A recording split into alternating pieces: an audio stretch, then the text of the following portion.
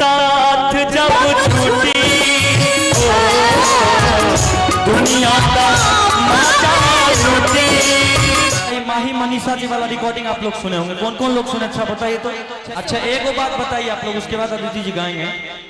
अच्छा ये बताइए, माही मनीषा जी वाला रिकॉर्डिंग आप लोग सुने होंगे, कौन कौन लोग सुने? अच्छा बताइए तो। रिकॉर्डिंग सुने माही मनीषा वाला? अच्छा वो गलत की है कि सही की है बताइए आप लोग। गलत है। किसी कलाकार को अगर कोई कलाकार बुलाते हैं तो आप लोगों को दिखाने के लिए बुलाते हैं ताकि आप लोग देख पाए, और वो पैसा लेकर फिर प्रोग्राम में नहीं आए।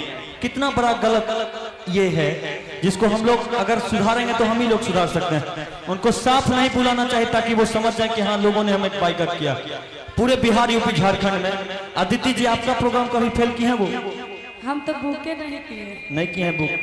अब भूल से बुक करिएगा भी मत, बहुत दिक्कत हो जाएगा आपको। तो आइए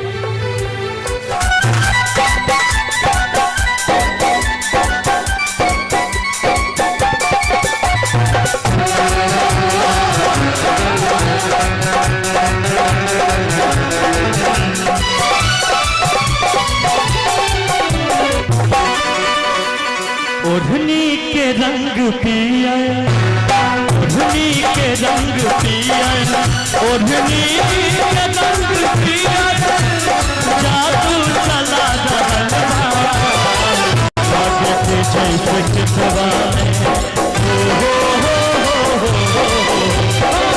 आगे के जैसे फितवा में खुला रसलवा, आगे के जैसे फितवा में परसों खुला रसलवा।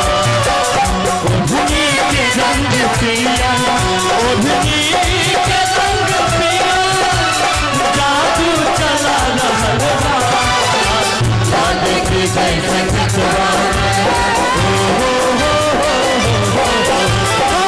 आगे की जैसे खुतवा में खुला रसलवा, आगे की जैसे खुतवा में खुला रसलवा। ओढ़नी के रंग पिया।